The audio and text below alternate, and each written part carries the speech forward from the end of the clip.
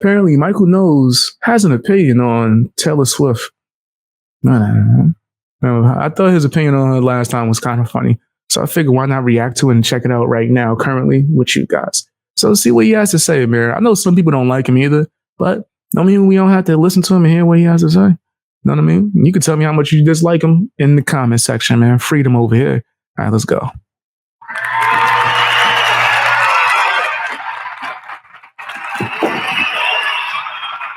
I did not enjoy the Eras tour. Does he do that for every? That doesn't mean that he does this for every review. This is kind of different. This is mad theatrical. You got popcorn on the sides there, real popcorn? It was a bad movie. It's me. Hi. I'm the problem. It's me. So it's a movie about her tour? The Eras tour? Well, she got like an album. I'm not a Swiftie. That's a really good promotion tactic. She put out a movie and an album same time. Okay. I know her fans probably feeling But it's not Taylor Swift's fault. It's not the producer's fault. The production was very, very high quality. I am not a white girl. I'm a slightly swarthy man. And so this movie was not for me. Yo, fair. The Eras tour was not for me. Taylor Swift is not for me. But that doesn't mean that it's bad. I've decided I need a rubric to really That's crazy. make clear. Oh, man, that was great. My bad. I started coughing and everything. I didn't expect that. I didn't watch this yet, guys. Yo, he coming with some jokes. Okay. My man's a comedian. Yo, fan, that caught me off guard. I was like, oh, okay, we going there. Where these movies fall. And so there are going to be two axes on the rubric. There's going to be the epic to extremely lame kind of axis. And then there's going to be the super lib to super traditional axis. Oh. We'll go from 0 to 10. Okay. 0 to 10 on both axes. Conservative. So if it's really epic and really traditional, that's a movie like The Godfather, say, or The Passion, or, I don't know, Braveheart. If a movie is... I don't know. Passion, maybe, even though it was real brutal. But I don't know. Godfather, too? You put that on traditional? Okay. I guess compared to something like a John Waters or something of that nature, yeah. This really lib and really bad, that's a movie like The Female Ghostbusters. The writing's not great, the casting was obviously insane, and the message is bad. So an example of a movie in the top left quadrant. So you're talking about a movie that has very good production value. It's competently made, but it's just the idea animating it is so bad and dumb. Maybe like American Beauty, that would be there. And then what's a movie that is right about things? Really? I liked American Beauty. I gotta rewatch it. I haven't watched it in some years. But I liked American Beauty. It was like a weird type of story with a whole bunch of different characters going through their own issues of insecurity. And the father, I think he was having his midlife crisis. And it was crazy. And then the ending, how it all kind of went together. It was different. It's kind of like Crash, right? I think Crash is an interesting movie. I like certain films like that, depending. What was the other one with Wesley Snipes? Brooklyn's Finest. That's an underrated film too. But is like maybe somewhat hastily made, or well, an example of look. I would never say this, but as I was sitting with Mr. Davies, he said it wasn't me. He suggested that maybe some of the films that he has been in, which have the right message and idea, but they've been a little bit, sometimes a little slimmer on the budget, and it's not always the most. So maybe some of those movies would go into that quadrant. Again, that's not my opinion. That's Mr. Davis's. So those are the kind of differences there. Where does this movie land? I like low budget. It lands right in the center. Actually, it leans a little bit trad on ideology.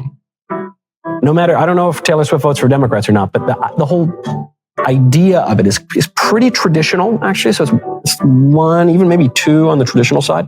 And then on the film production side, it's almost a perfect score. It just was filmed so well for a concert. So it's maybe a 9. So you go up there, that's a 9. And then you go over here, there's a lot of concert films. Well, let me not say a lot. There's a few concert, like documentary type of films that I actually thought was good. Off the top, I like the old school Rockefeller Rough Rider Def Jam tour joint. What was it called? I forgot. It was like this old giant with Jay-Z, like these old school rappers, DMX. It's a shame that they're considered old school. Now they was just the hot freshness when I was young. But yeah, that was a good tour movie. Mindless Behavior, that sounds crazy coming from me, but they had a decent documentary tour movie. That was pretty cool. There's a few. I know there's like a rock one that I'm forgetting because I can't remember the name, but that one was dope too. There's a few good tour movies. It's about a 6 or even a 7. So that's 15 out of 20, 75%. You'd think 75% is bad, but I don't know, 3 out of 4 stars. It's pretty good. It's not bad. It's a solid C. My man said it's a solid C. But it's not for me. I found it deeply unpleasant to actually sit there and watch the movie because it was even just kind of creepy. I'm a single guy going into a movie theater. They didn't even have popcorn at the theater, so I'm the weirdo sitting in the theater with just an unsweetened iced tea surrounded by... What kind of theater don't have popcorn? That's what you should have made the whole 20-minute video about. How the hell is a theater without popcorn? Let me lower this damn camera. How is there a theater without popcorn? That's weird, bro. Like, what kind of theater was this? Millennial women and some teenage girls, and it was weird. But I'm there. I'm watching it. I wanted to. I think he bugging on that part. Man, you can watch whenever you feel, bro. Man, I went to the movie theater one time because I used to be a movie guy, bro. A movie guy, and I was hanging out with this girl, this chick. And I was like, yo, I watched almost everything. What you want to see today, man? And she told me this movie called like Love, Simon. Fam, how long ago was that? That was some years back too. Love, Simon, I think was the name called of the movie. They already had a spin-off TV show and everything. Yeah, this is some years ago, boy. But I was looking crazy in that theater, bro, because I definitely didn't look like someone who would go to see that movie in any way, shape, or form. Right? I was just in there. The theater looked like an auditorium too, by the way. It was like they did plays there almost, right? And I was the only one there with a girl. And I was the only one there with a girl, bro. Crazy. That gent was hilarious. I was sitting there laughing like, but the movie was like, of course, I would say on his spectrum, it fits on like the left side and all that. But it wasn't like hot garbage. It didn't make me go, oh, let me run up out of here. I'm super uncomfortable, right? You're talking to someone who favorite genre of one of my favorite genres, because I like horror too as well and comedy. But one of my top 3 genres is coming of age movies. If you ask me to start naming like my top 15 or 20 movies, Pretty in Pink would be on there. 16 Candles would be on there. 13 Going on 30 would be on there. And I highly believe that everyone that liked those movies, there's a good chance they like Taylor Swift because her whole genre is like coming of age. She been like a high school girl for 30 years now. It's crazy. I didn't even know how old she was. I swore she just turned 20, was about to go to college. I'm like, man, why they hating on Lil Taylor? All right, let me look this up. She my age. That's crazy. That you a grown woman, Taylor, but whatever. Feel free to live your life.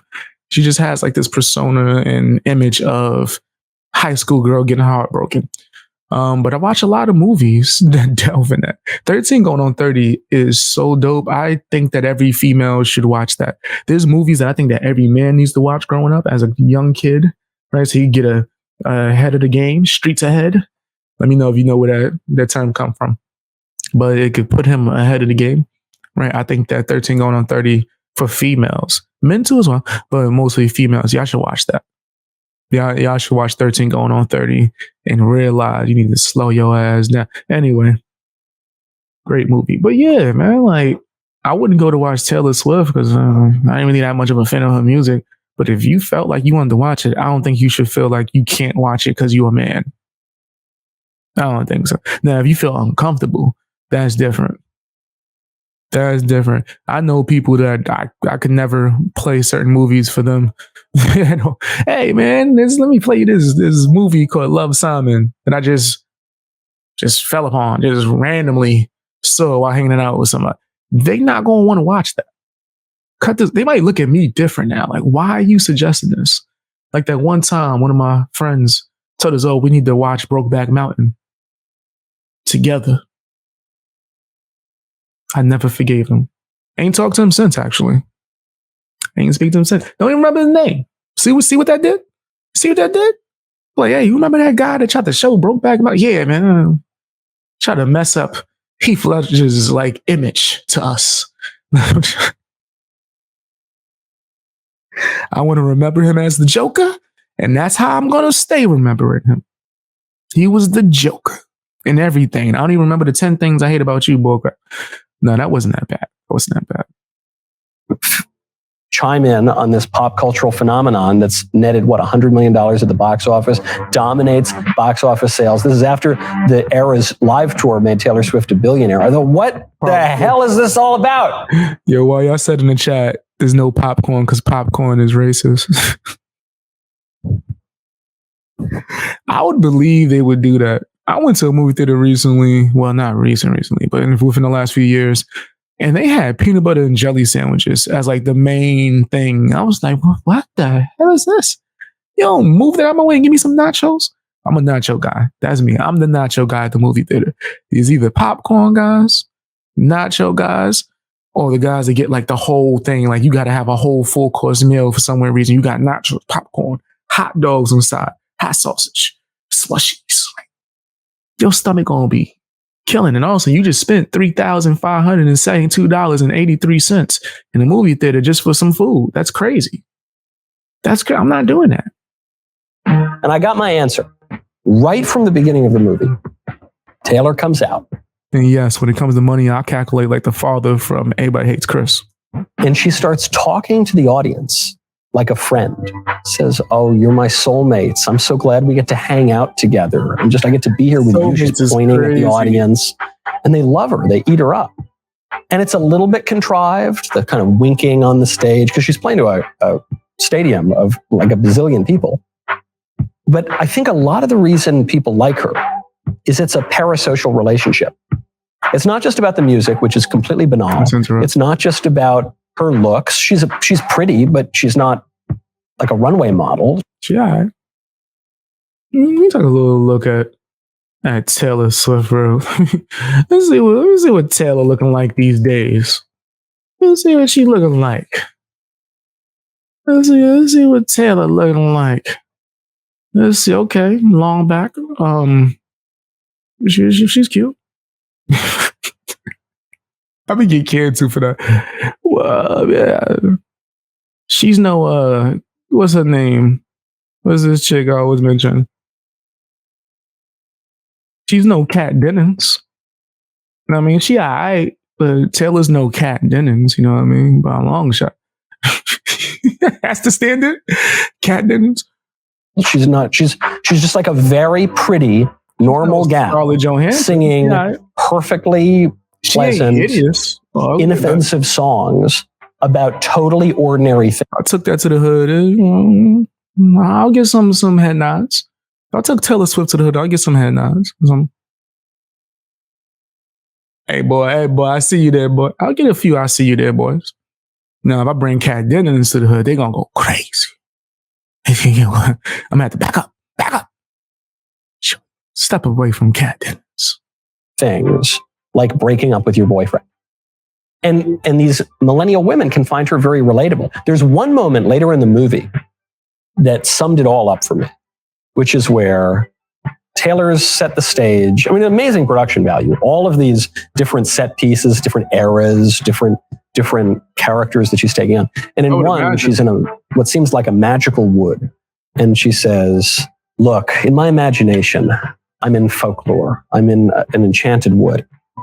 in my imagination, I'm not just some lonely millennial covered in cat hair, binge watching TV. You know, that's my real life.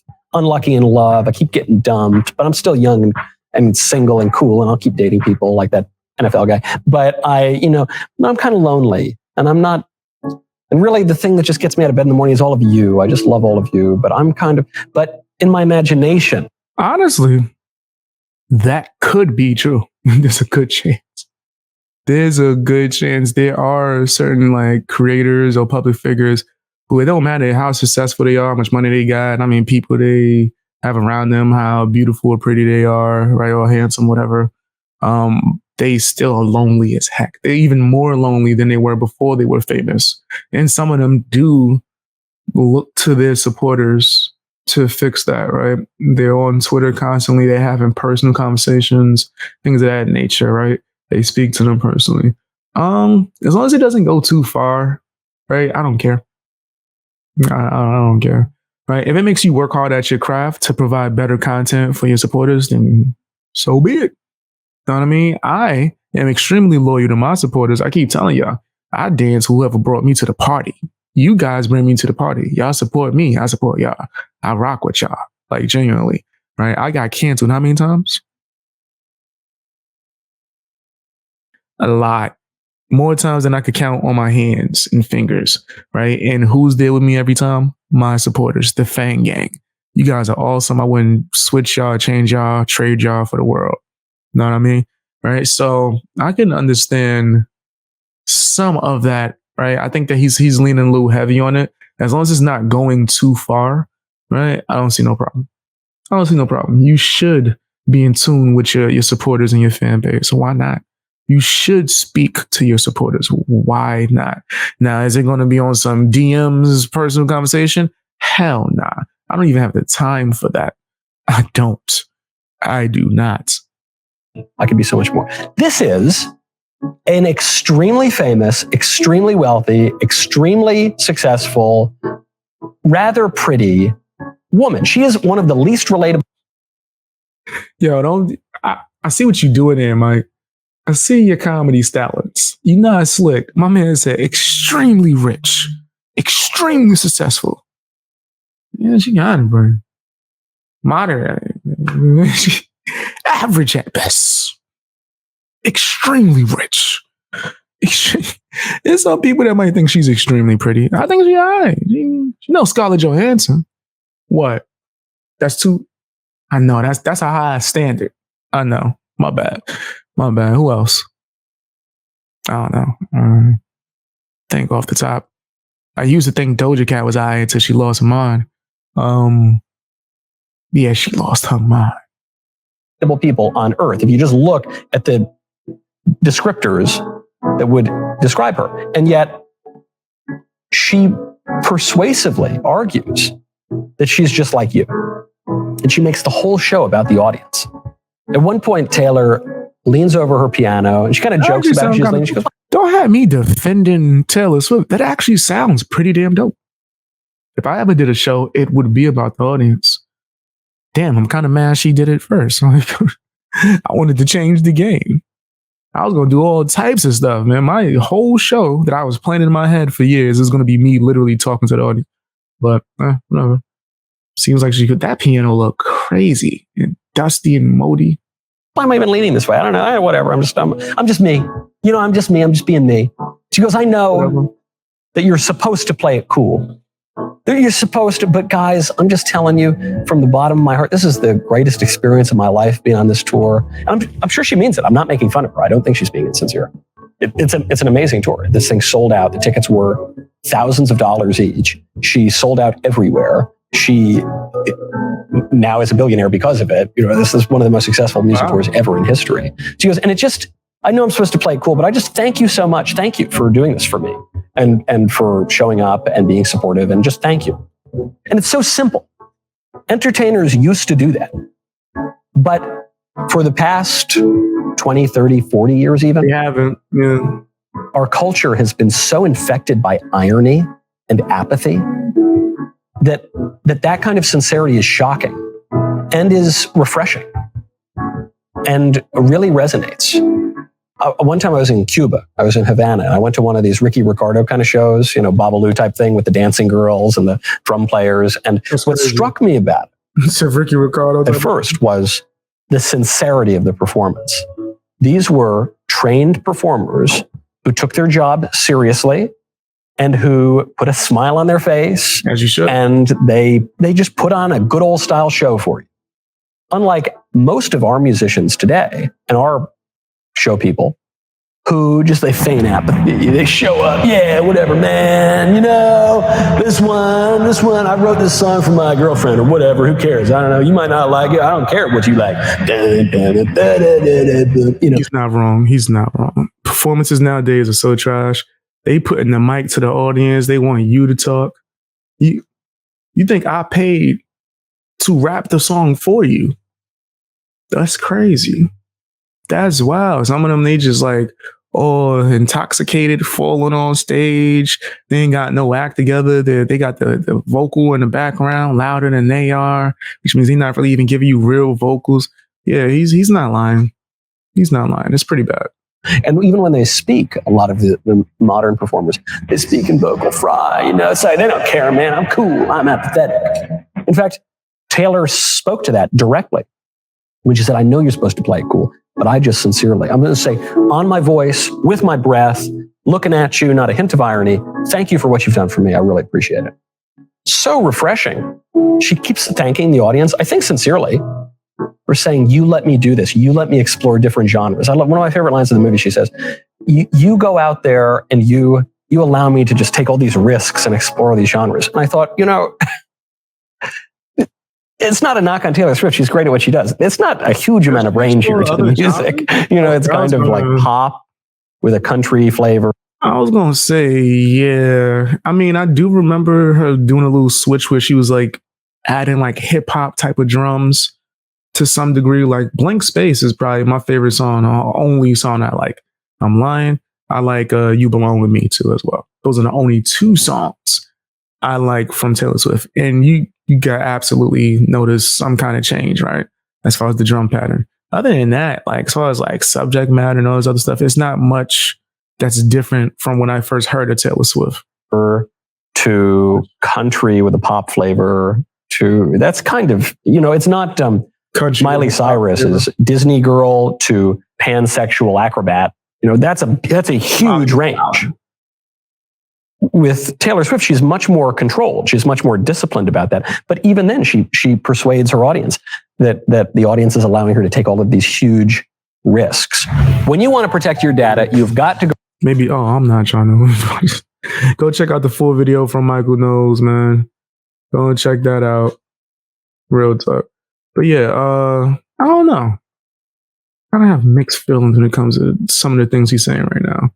His music more than I like Taylor Swift's music, but they're similar in that you can tell they are both just fanatically obsessed with making hits. You think about the Beatles, John Lennon wanted to get some political statement in or whatever. George Harrison wanted to play sitar and do kind of weird Indian stuff.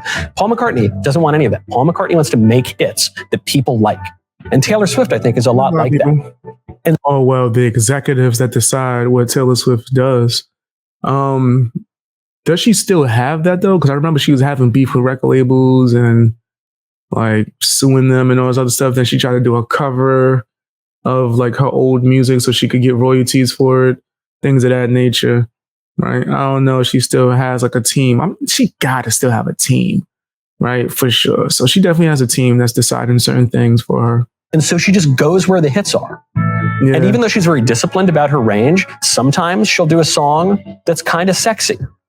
But even when she does a song that's kind of sexy, where she's kind of jiggling and dancing and talking about like you touching her and stuff, even I don't know the names of almost any of these songs, but in one of them, she says, when we're together, when we're doing stuff late at night, in my dreams, this is what it's like. So Taylor Swift don't sleep past like 9.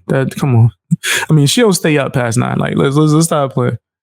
Let's stop playing. Taylor Swift don't stay up past 9 p.m. Like, guaranteed. She got the onesie on. She's sleeping with the plushie. What do you call this? With some kind of teddy bear of some sort, right? and she night light on, she's in the bed, getting ready for early morning tomorrow. Right? I don't believe any of that. That she just up getting her freak on. Like, come on. It's Taylor Swift. I don't know what the song is called, but it's this song that seems like if a more vulgar artist were doing it, it would be like, yeah, baby, and you're touching me here, and we're going in the back room and doing whatever. But for Taylor Swift, it's 1 degree removed. She goes, we're doing all these kind of sexy things in my dreams. So it's just a fantasy. It's still actually kind of wholesome. What did I And then, of course, you get that wholesome image such that 1 or 2 sets later, in bed, dreaming by 9 p.m. What did I say? I told you guys. That's what Taylor do. Been getting risky for her is going to the park, hanging out. We held hands. I was a little bit frisky today. Held hands for like 5 seconds. Just tapped hands. That's real crazy for her. She's changed costumes, she's changed settings, and she's in this white virginal dress, and she's singing some other kind of wholesome song. Then at other times, she delves into something that you might even call a little bit occult. There's this serpent motif that comes up through one of the sets. There's what looks like a witch costume in a witch setting, but it's looks kind of suspect. You could probably argue fairy tale type of ish. I would have to see like the full performance. It's slightly elusive. It's not too on the nose. So she scratches that itch in the audience. She's extremely malleable from the perspective of her character. And the reason the reason she can do that is because she pushes everything onto the audience. Her main move in the show is to just point at the audience. And because she's in a huge stadium, it just erupts in cheers. And she just does it with her fingers. She always is making it about them, not about her. She's merely a vessel for... Like some of the stuff he's saying, bro, I don't really think is that bad of a thing, bro, at all. Like, I don't care if she points or if she's making it about the audience, which I think that she should do, right? Not enough entertainers do that. Or perfectly pleasant pop. And it works because it's obviously made her a billionaire. Then she'll get even more wholesome. There's some song about hugging people. She says, I want a hug, or I want to give you a hug, or something like that. And so this was obviously pre-planned, but she goes up to the stage and there's a little girl, this perfectly cast. No, she don't. That's crazy. She got I need a hug song. Oh, lovely. I think it was a black girl with some, at least vaguely diverse and, bright-eyed and right out of central casting. And Taylor comes and gives her a big hug, a little kiss on the cheek. The audience goes totally crazy, right on the line about hugging someone. And so in that way, she's gone from country ballads to angsty teenager to... I'm over here falling for it. I'm like, oh, that's so sweet. I'm over here falling for it. She got me. Damn. Taylor Swift got me. Fell for it. To sexy, upbeat song, to kind of funny, upbeat song like the Shake It Off thing, to almost Mr. Rogers, who's saying, "Go give me a hug" with the little girl. She can just do anything fairly persuasively. So she, like a true entrepreneur, she goes to where the demand is. It's not that she's got a message that she's selling. She's got one kind of product, and she's going to make sure that you like that product. She's going to persuade you that that's what you want. She's going to figure out what you want first, and then she's going to give that to you. Just capitalism. That's like, part of the game. You hear this with all good salesmen. They say the key to being a good salesman is you don't sell the customer what you want to sell. You sell the customer what they want to buy. And that's what Taylor Swift does. Capitalism. The culmination of all of this is to... That's a part of capitalism that's actually not bad at all. Well, yeah, give the customer what they want. Right? As long as they ain't driving you crazy to do so. If you make a restaurant and the customers love burgers, I don't care if you wanted to sell chicken at this restaurant, you better start selling burgers like it's nobody's business, because that's what people are coming for. Still have the chicken on the side, right? But people are coming for the damn burgers. Give them the burgers. Right? It's not that hard. My mind, not that interesting. But it's not for me. It's for predominantly white, predominantly millennial women, with some little girls in there too, and maybe there are a few guys, at least guys who are a little bit light in the loafers, And even to that point, she's doing one of the numbers. And did he just say light in the loafers? Yo, that's crazy.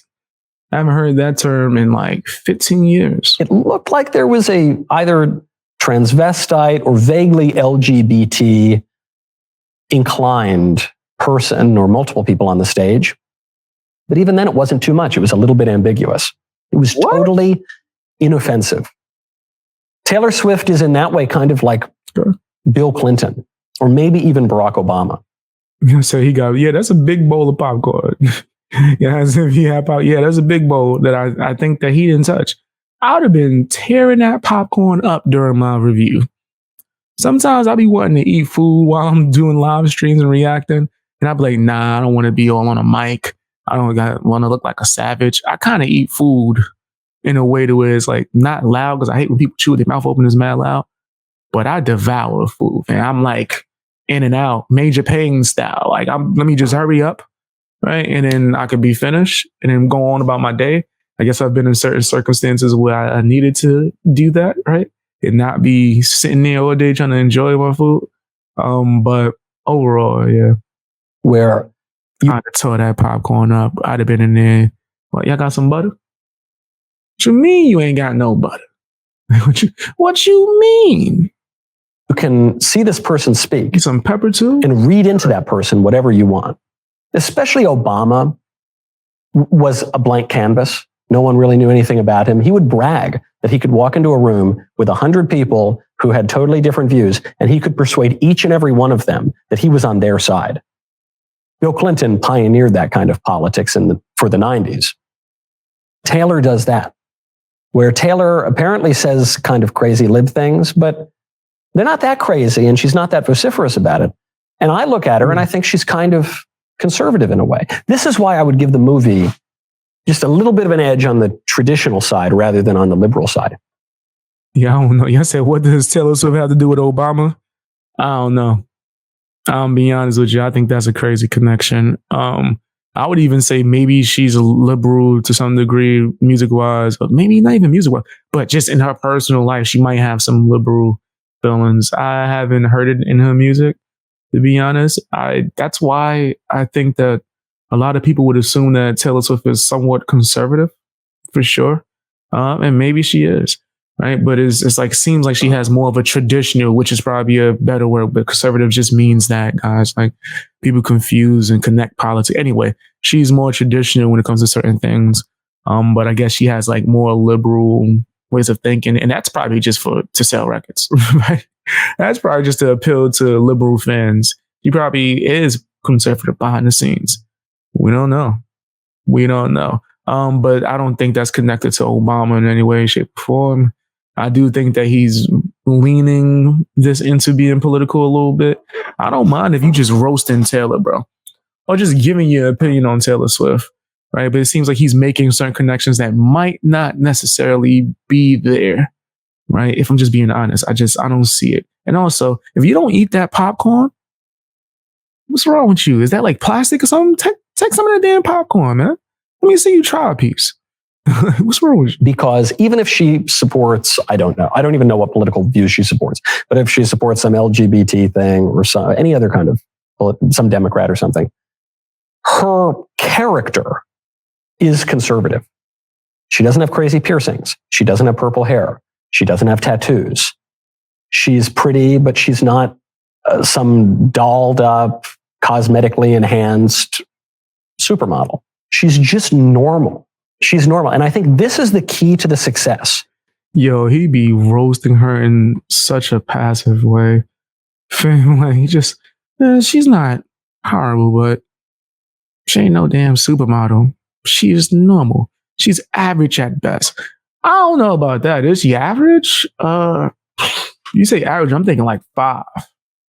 Right? I'm thinking like 5 out of 10. I don't think Taylor 5. Right? I don't think Taylor 5. I don't want to go too hard. She ain't a cat, didn't she? Ain't, Why is that like the standard for me? With certain things, whenever I bring this up, this is probably the first name that pops into mind. Right? She's not I used what's the name as an example? Scarlett Johansson. Man, she's not Scarlett Johansson. Just all right. She all right. She ain't like hideous. No, I'll get some looks if I take her to the hood. I take her to the hood. They'll look at me like, oh, young blood. All right, we see. We see you. All right. But it ain't gonna be to the degree if I was to like, what if I brought Doja Cat to the hood 10 years ago? Right? How old is she now? Before she went crazy, 5 years ago. There you go. That's how about maybe 3 to 2 years ago. Right? Before she lost her dead mind, right? It would have been a different reaction than if I brought Taylor Swift to the hood, right? You bring Taylor Swift to the party, people might look at you a little like, I didn't see you as that tradition. Beast Boy. How old are you, Beast Boy? Like, you, how old is Taylor? Oh, y'all the same age. Oh, that's crazy. Just assumed she was about to just start college. She's just a normal person in a society that is defined by the abnormal, that exalts bizarre behaviors and desires and fetishes and ideologies. And in that society where being weird has become the norm, people are starved for things that are sincerely normal. And she's one of them. You just want a girl who's kind of pretty, who can, she's more than kind of pretty, but not threatening, who can persuade you that she's just like you, to get up there and sing about how she's heartbroken because her boyfriend left her, but that's okay. She's going to shake it off. I do think that he should have just stuck to that. That's a good point, right? So is she normal? Is Taylor Swift normal? No, right? I don't even think she's like average in the looks department, right? I think she's above average, right? That happens when you got money, right? You could pay for the best like makeup and the best like what's it called, skin people and all these things that you didn't have before, right? So of course I do think that she's above average. But some of the stuff he's saying, I think he was leaning a little bit too hard. Is she normal? No, I don't think she's normal.